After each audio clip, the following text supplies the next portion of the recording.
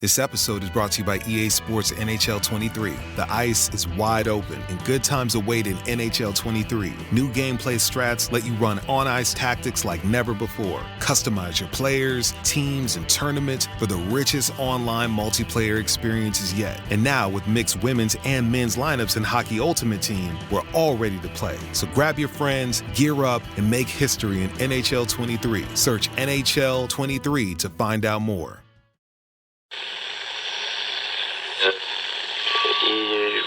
Empire.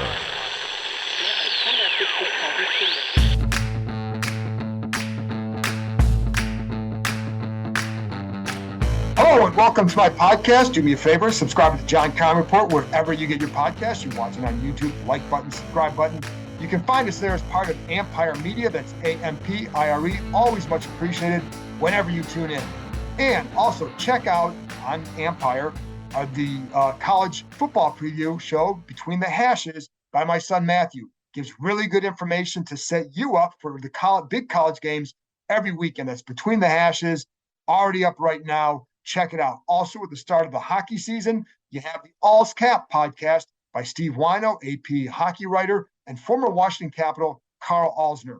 It gives you really good insight into the hockey season as well as the Capitals. Today, I'll be joined by ESPN Green Bay Packers reporter Rob Demovsky. Yes, the Commanders have issues, so do the Packers. Now, I'm not going to compare the issues. One team's had a long run of success as one of the best quarterbacks of all time. Another team has had neither for a long time. But the Packers do have some issues: offensive line, receiver, and the defense run by your old pal, Joe Barry. It's a struggling team up there. They've lost 2 in a row. This is a highly winnable game for Washington. Will they do it? Well, I don't know. I'll talk about that on Friday in my Prediction and Keys podcast. But I do know it's a winnable game, and Rob will fill you in on what's going wrong with the Packers.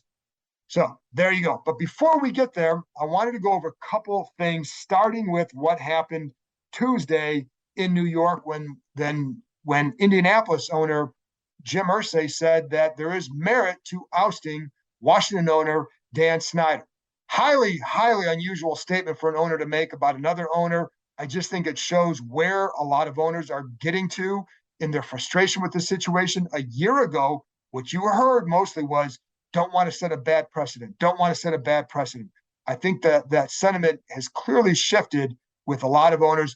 If you, just as a refresher course, go back and read the story on ESPN.com last week by Seth Wickersham, Don Van Natta Jr., and Tisha Thompson, and then you'll understand where a lot of owners are at. Irsay just came out publicly and stated where he was at. Now, Roger Goodell did come out and say he doesn't want anything more to be said until the investigation by Mary Jo White is complete, and they have all the information. That's obviously very important until you have all the information to withhold some stuff.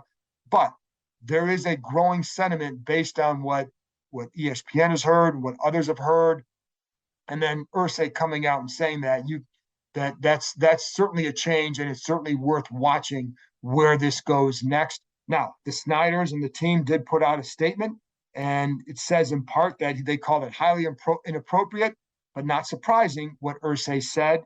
They also said when they see the actual evidence in this case, Mr. Irsay will conclude there is no reason for the Snyders to consider selling the franchise, and they won't. So there you go. But again, all we know is highly unusual for Irsay to come out and say that, and it's definitely worth paying attention to. Again, last year at this time, setting a bad precedent. This time, there's more of a momentum toward at least considering other options in Washington as far as where this could go. I also would suggest going back and listening to Seth Wickersham, the podcast I did with him on Friday over the weekend, and he gives really good insight to set you up for the owners' meetings earlier this week. But I also think it's good information for you to know, and it'll explain more of what went into the Irsay comments and maybe what all that means. And I think it's hard. I think when you see that story, then you also hear Al Michaels on Thursday Night Football saying something about how perhaps it would be best for Snyder to sell. And then you have the Irsay comments. It just feels like this has been a little bit different. It's a perilous time for Snyder and his ownership. But again, we need to wait and see. As a reporter, I wait and see until all the facts are in. You get the Mary Jo White investigation done, and then go from there. All right, now let's get on the field and let's get to some injury updates. Receiver Jahan Dotson was limited in practice on Wednesday, but he's taken some steps to getting back on the field. There's some optimism for him on Sunday, but again, step by step, day by day. Tight end Logan Thomas, still dealing with the calf injury, was worked out on the side field, so did not participate in any practice. John Bates was on the side field as well. He has a hamstring injury, so the tight ends still remain a banged up group. And then also with some Carson Wentz remains out in LA, rehabbing that the right ring finger. And until we know, I think it'll probably be about Friday when they have a better idea of what's going to happen with him. Chase Young, we're still waiting for some updates on him, what Dr. Andrews told him as to whether or not he would begin practicing next week. If all goes well with that visit with Andrews, then he would practice next week. But need to know more, fill you in on the next podcast, which will come out Friday, my keys and predictions. So there you go. I also wanted to address one more thing before I get to my conversation with Rob, and that's with quarterback Sam Howell. I know there's a sentiment by some, not many, but by some, to see what do they have in Sam Howell. Well, first of all, coaches always know what they have. There's some surprise, but they know what a player has to work on with his footwork in the classroom, etc. So they're not, they don't need to see, just because fans or media need to see doesn't mean they need to see. And so, but some of the stuff with Howell goes back. And you saw, if you watched his interview that he did on Tuesday with the media, and it's up on Empire Media. If you want to go watch it, it's a little more than 2 minutes, but it's worth your time just to see, kind of explain some of what he's working on. That's footwork. And it's different from what he had in college. Part of the thing was, and this is, I heard this in the summer, and I've heard this during the season, that he is still working on this footwork. And a lot of it is marrying the footwork to the route. This is completely different for him than it was at North Carolina. So it's not just so-and-so with another team did it, so why can't he? He can do it too. They're different circumstances. And Howell even said that what he's asked to do here in terms of footwork is very different from North Carolina. Some people may go to a system where the footwork is more similar. For example, in Carolina, they didn't have any 5-step drops out of the gun. They have that here. Then what you're doing too is some teams like, and you've heard Logan Paulson talk about this on his podcast, Take Command, where like Kyle Shanahan, that system is going to be different than this one is as far as the footwork goes and the hitches they build in within the flow of a route. In this one, Howell explained to a couple of us later that there are sometimes like a particular route might be 5-step drop and 1 hitch, but another route might be 5-step drops and 2 hitches. So you've got to get that timing down before you're ready to play. Those are the things that he's still working on. He is not, from my understanding is he's not there yet. And the coaches definitely consider there being a gap between Heineke and Howell. So you're not going to the other guy. And I'm honestly going to be tired of talking about this because it's not an option. And it's really not at this point at 2-4, it's not a worthy discussion because they're not having this discussion because they feel there is a gap. But I am letting you know where Howell is at with things. They seem to be happy with his progress, but they certainly aren't ready to put him in at a point in the season where they still have an opportunity if things get turned around to make some noise. You can laugh at that if you want. For them, though, it's about job survival. And it's about feeling like they still have a chance. If you've ever played sports, if your team is 2-4, you look at the other teams and say, hey, if you can play better, you can get there. Again, you can laugh at it all you want. You can say they stink, they have no chance, but they don't think the same way you do. So just keep that in mind when you're trying to say that what they should do. It's not about what you or I think they should do to, whatever, or how we view it. It's how they view it. And they don't view it the same way. That's why they're going to Taylor Heineke. Again, it's not even a discussion that I want to have anymore, because it's not one that's legitimate at this point. But I did want to fill you in on what are some of the things that Howell has to get used to before he gets on the field. And I think if you really want to see the kid succeed, you should want him to have that down to give him the best chance to succeed. I do think he could go out there and probably make some plays because he has the ability to run around. He has a good arm. I think there's some good qualities to build on.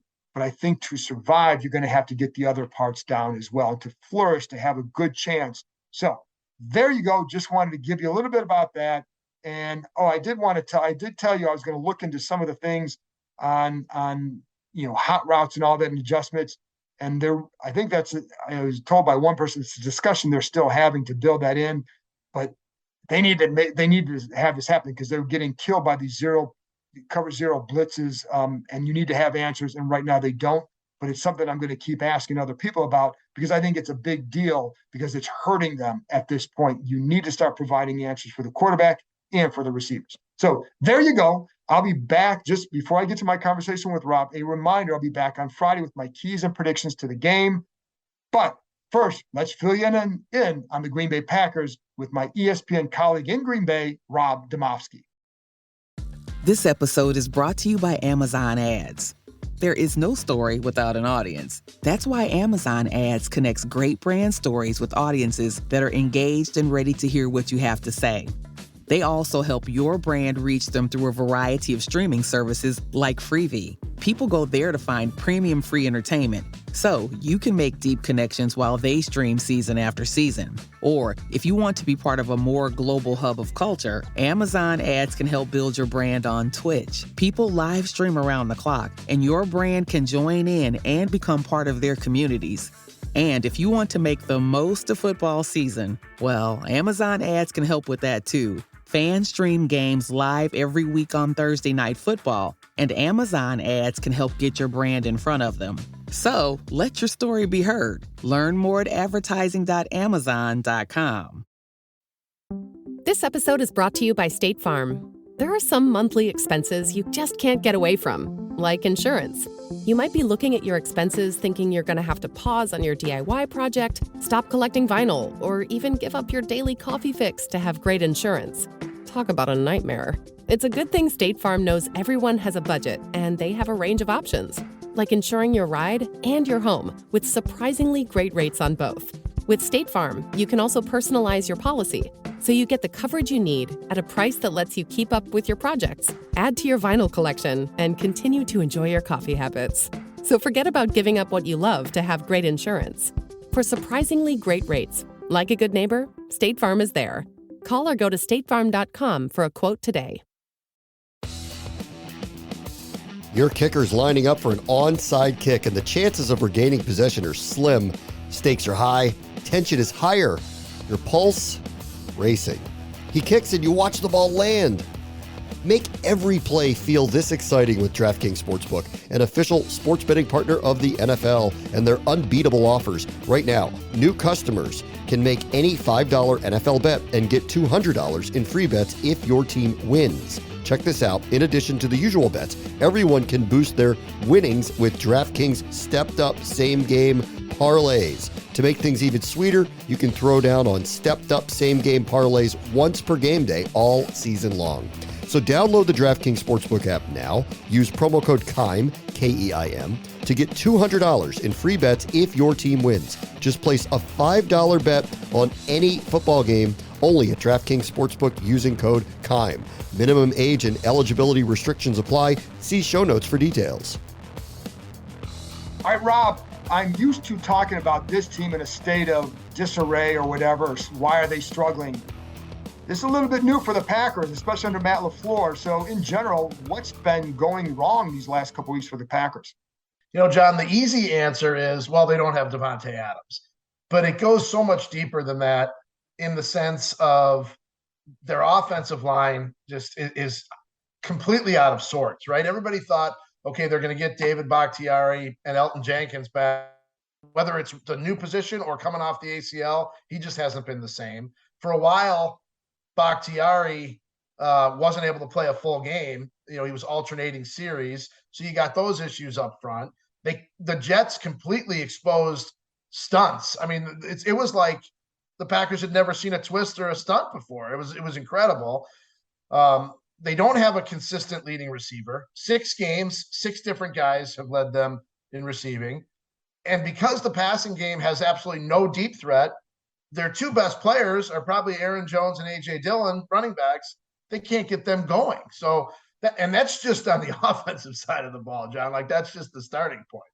Well, sticking with that, because they obviously could and should run the ball better than they have been, but it really seems to be about number of carries versus effectiveness. Yeah. Is it just because teams are kind of stacking the box on them? Yeah, offensive coordinator Adam Stenavich had an interesting comment last week, you know, when we were like, well, why not just run the ball more? And he goes, look, we're not going to just run the ball into 8-man boxes. he goes, bad offenses do that. Bad offenses are stubborn.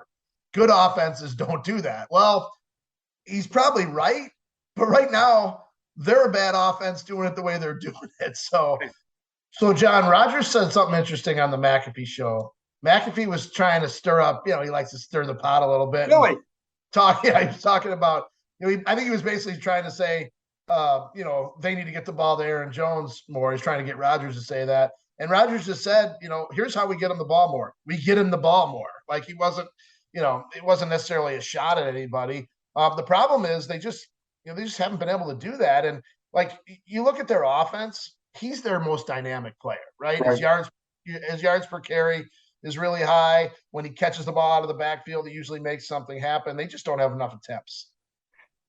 Rodgers also talked about, and you wrote about this after the game, simplifying the offense. You also wrote another story about like really what's going wrong here. And there's a multitude of things that's on ESPN.com right now. But the simplify stuff, was this the Rodgers speak. What were there veiled meanings behind that? Or was it as simple as, hey, you need to simplify it?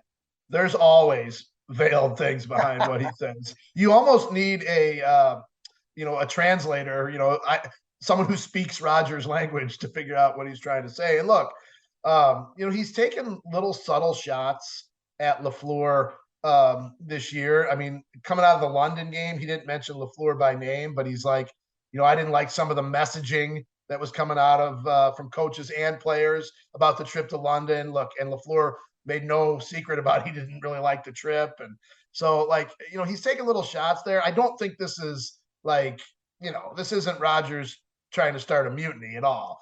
I think it's him realizing that the season could go one way or the other, and he's trying to, sort of steer it back on course. The interesting thing is, so after the game, he says we need to simplify the offense. We ask him what that means. He says, well, less motion. Well, the next day, LaFleur goes, well, we hardly ran any motion the first couple of series. And then the next day, Rodgers comes back and says, well, I was really speaking more that the players need to get a grasp of things. So it's this, he said, she said cycle. But look, he has never liked motion. Like he made that abundantly clear. Why not? Who knows? I think because it probably takes away some of his ability to just stand there, let the play clock run down, and sort of read what's happening. But the whole idea of motion is to create mismatches, right? And tell you what the defense is doing. Right. So they have run a little less motion. ESPN Stats and Info is great with these numbers. They've actually run less motion this year than they have the last 2 years. And the first year under LaFleur, they hardly ran any motion. And that was LaFleur trying to basically figure out how they can run the stuff Rodgers likes and run the stuff he likes and make it all one thing. So my guess is it's mostly about Rodgers not liking pre-snap motion. So last thing on the offense, and I'll get to defense for a few minutes, but when you talk about the line, the stunts and the problems they had against that with the Jets, this line does like to run some stunts and some stuff up front. Why were there so many problems with that? Yeah, I mean, those guys will say communication. I still think it's a couple things. It's one, I mean, Elton Jenkins is a really, really good guard, Pro Bowl guard, and he's not playing guard, right? And where do you need stunts inside, right? I mean, like they got beat inside so many times on those stunts. It wasn't twisting around the outside. It was inside. Royce Newman, their right guard, they benched him during the game, John, and this guy Jake Hansen comes in for one series. They march down the field, get a field goal out of it, and he hurts his bicep, and they have to put Royce Newman, the guy they just benched, back in the game, right? So they had made an in-game benching, which is pretty rare for these guys. So that tells you how severe they thought they needed a change. And then the change they made, they couldn't stick with it because the guy gets hurt. And the other thing too, like David Bakhtiari said this to me after the game when I asked him about these stunts. He's like, look, what we showed or didn't show that we couldn't handle it, it's blood in the water now. Like, teams are just going to keep doing it until we show we can figure it out. So what you're saying about Washington being a team that likes to do it and then them seeing what the Jets did, I mean, I would fully expect whatever they have in the playbook in terms of those kind of pass rushes, they're just going to throw it at them. Defensively, Joe Barry, this fan base knows him well and his defenses, and they're struggling. And there were a lot of like you could see the Packers offense without Adams taking maybe a slight step back, right? Yep. The defense, though, what's going on there? Because they struggled. They have 7 first-round picks on defense. They have 4 high-priced free agents that they brought in from the outside. Some of them are on second contracts. And they're a mess. In training camp, Rodgers kept saying, well, like you said, we knew the offense was going to be a work in progress. But, hey, this defense is really good. Look what they're doing. The defense won. They won more days in training camp, than I've ever seen a defense win against Rodgers. Well, it turns out maybe they were winning because the offense stinks even worse than we thought, right? I've seen that. Devondre Campbell, all-pro linebacker last year, had a great year, not playing well. He's probably missed more tackles this year than he did all last year combined. Rasul Douglas, who was really sort of the star of the secondary last year, he had 5 interceptions from week 8 on it. He wasn't even on the team until mid-October. He played so well outside, and this year he's playing in the slot because Jair Alexander is back. Well, he's just not he's not as good in the slot as he is outside. They're playing so much zone, which, as you know, Joe Barry's, it's probably a different system because when he went out to LA, he kind of got the Brandon Staley kind of defense. Right. It's so much zone. And just like the communication has been bad on the offensive line, it's been terrible on defense. Like they're just, you see before the snap, I mean, they're just guys pointing all over the place and no one knows, what's going on. Now, last week they did play a lot more man. I'm not sure the defense actually played better. I know the score looked a little lopsided, but the defense, they kept them in the game for a while and the offense just couldn't keep up. But look, I mean, Joe Barry, we said this when they hired him. His defenses in Washington were 28th and 29th, and in Detroit they were 32nd, 31st. And the thing was, he didn't have the talent there that he has here. And look, last year they were good defensively, but their rankings were super high. I think they were 9th overall, and they were around top 12 in pretty much every category. But the one category they weren't was rushing average. Like teams were running at 5 yards a clip against these guys. And now because the Packers were winning, teams weren't rushing all that much. But when they did, super effective. And now that teams are getting leads on these guys, John, they're able to run the ball and just completely exposing their run defense, which is surprising because they've got some really good players on that defensive line and up the middle. Kenny Clark is as good a nose tackle, as you'll find. They paid him as such. But for whatever reason, it just hasn't translated. And that was going to ask you, because I'm glad you brought the run defense, because this team, obviously, with Heineke going in the game, they're going to want to run the ball and all that. Last thing with their D, like, what do you remember their thoughts on Heineke was last year? Do you recall anything from that one? Because that, they only scored 10 points in the game, between the 20s, struggled in the red zone. Yeah, I mean, the one thing I think everybody remembered about that game was what Heineke did with his feet. Right. I don't have it in front of me, but I think he was over 90. He was either at or over 90 yards rushing in that game. And, some huge breakdowns. And look, we saw that from the Packers defense 2 weeks ago against Daniel Jones. I mean, Daniel Jones of the Giants, he hurt him more with his legs than he did with his arms. There were a couple drives late in that third quarter, fourth quarter against the Giants in London where it looked like they had these guys in third and manageable, 3rd and 8. And Daniel Jones, there were 2 times it was just a straight up quarterback draw on 3rd and 6, and you can't stop that. That's trouble. Yep. There you go. Rob, looking forward to seeing you on Sunday. And there you go. You got anything you want to plug? Anything that's noteworthy coming up? Yeah. I mean, you mentioned my story that's up right now. Yeah. I basically took apart the offense from position by position and went through all the reasons that they're struggling on offense, and kind of what some of the guys' thoughts on what they need to do and why they're in this position. So check that out. You'll have a pretty good feel for what the Packers' issues are on offense. And for the optimistic Commanders fans, if they're still out there, they can say, hey, there's a chance, because the pessimistic ones are going to say, well, this is the week the Packers get healthy. So know this fan base well, Rob. Thanks a lot for coming on. You're the best. You got it, John. This episode is brought to you by Carvana. Carvana is in the business of driving you happy. And with the widest selection of used cars under $20,000, you're bound to find a car that'll put a smile on your face. They even offer customizable financing so you can plan your down and monthly payments. To shop thousands of affordable vehicles 100% online, download the app or visit Carvana.com. Availability may vary by market.